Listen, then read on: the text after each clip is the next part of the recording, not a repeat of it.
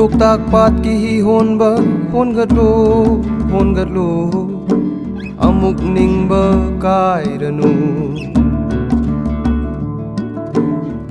Cô râu hân ba nga lingai nong chup ching ya thang ringai Môi rang tu re liao gani hon gat lo Kari amuk warunu Karang ithat yau rakle thang ga ching jau phang la ni warunu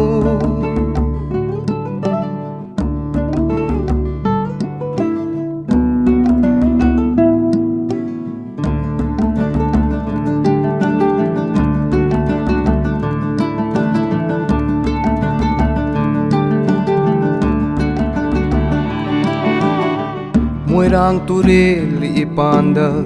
nung